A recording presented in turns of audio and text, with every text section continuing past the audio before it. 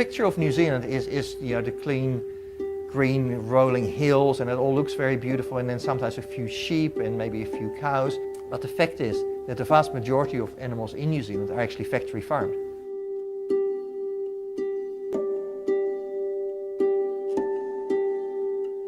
Factory farming is the industrialized, intensive farming of animals. It involves keeping animals in very unnatural conditions, keeping them inside darkened sheds, kept in cages where they can't escape from, they can't express their normal patterns of behavior at all. It is fast food farming, if you like. It is farming animals at the cheapest way possible to get a very mediocre product for the cheapest price. So when we're talking about factory farms in New Zealand, we're talking mainly about chickens that are either farmed for their meat or their eggs, or for pigs that are farmed for their meat. We actually factory farm in New Zealand 90 million meat chickens per year, around 3 million chickens in cages for egg laying, and around 800,000 pigs are also intensively farmed in New Zealand.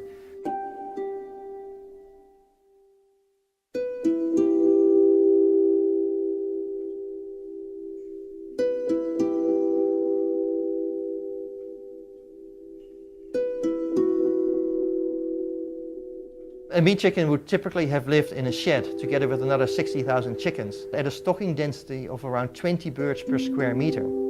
So there's not a lot of space. These chickens are being fed a very monotonous diet, but it's a diet where they grow quite fast on. They actually grow so fast that they experience real problems. They experience problems with their organs, with their heart and their livers, because all the energy goes to growing muscle. Also, they grow so fast that the birds have difficulty standing on their own legs.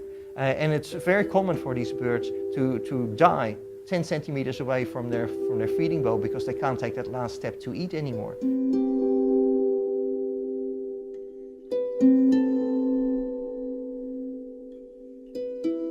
So 8,000 die every single day of disease in New Zealand.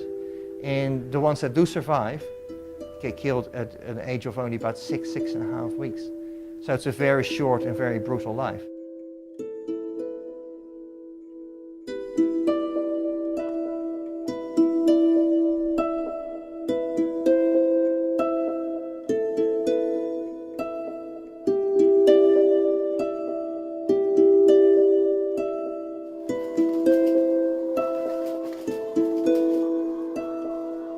So in the egg industry, when obviously life also for the chicken starts after the chicken crawls out of an egg.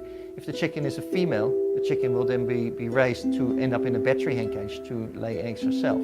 If that chicken ends up being male, then that chicken is going to be killed. They don't fatten up the males for eating in New Zealand because those egg-laying breeds are not really suitable for eating because they're scrawny little birds compared to the meat chickens. So the industry considers them as wastes and therefore kills the males straight away on day one. So in New Zealand we factory farm 3 million hens in battery hen cages for their eggs.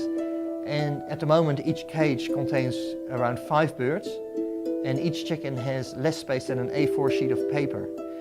The cage is completely barren and the chicken is standing on a sloping wire floor. And it means that for her entire life in the cage, which is about a year, the chicken has to fight the slope of the cage. And the reason why there's a slope of the cage is so that the eggs roll out and can be easily collected by the farmer. After the hen has lived her sort of 16 months in a cage, she's then killed by the farmer. They're not suitable for sale in supermarkets as meat chickens because again they're not a meat bird. So the life of a battery hen in the cage is probably one of the worst lives of any farmed animal in New Zealand, I think.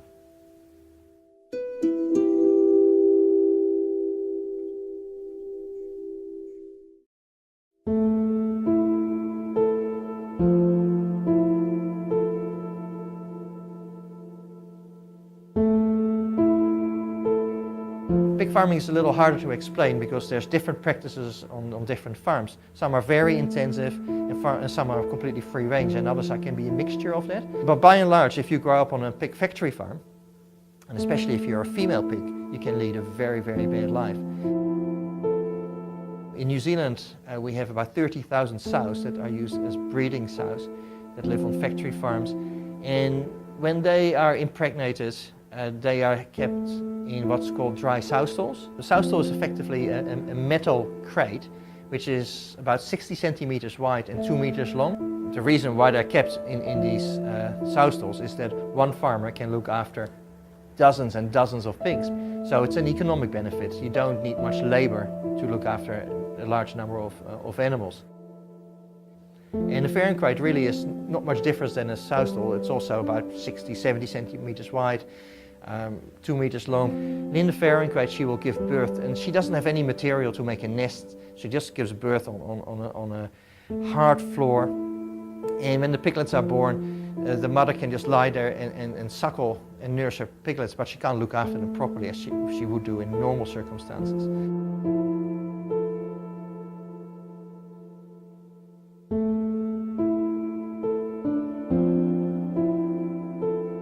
After 4 weeks, the piglets are removed from the mother, and then they will go into fattening pens where they get raised for slaughter. And the mother will simply be impregnated straight away after she gets out of the farrowing crate, and then will end up again inside the sow stall. So for a mother pig, the cycle of abuses is constant. So she will have about 2 litters a year, and she may produce litters for maybe 4 years before she gets slaughtered herself. Yeah, when you consider that a pig is an intelligent animal and even more intelligent than a dog, if you were to keep dogs in the same conditions, you would actually be prosecuted for animal cruelty and you go to jail. And yet we allow it to happen to pigs. So it's pretty hypocritical, isn't it?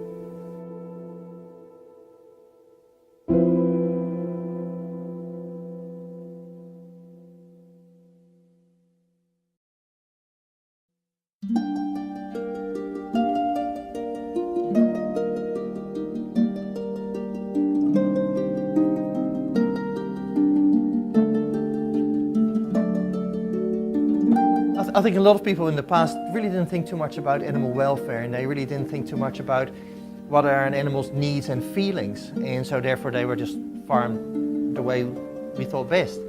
And over the last decade especially, a lot of research has been done by some quite eminent scientists into the emotional lives of animals.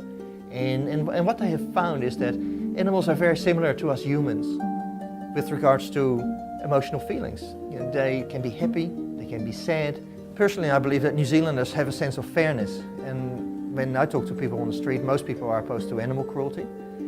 And a lot of people really love their cats, they love their dogs, and they would look after them very well. And I'm pretty sure that those people that care about those animals, that have a sense of fairness, they would actually agree with SAFE on the factory farming issue. They would look at it and say, yeah, that's not right, we should not keep animals like this. You know, we're a country where we have lots of space, we have a nice climate, we can do better than that.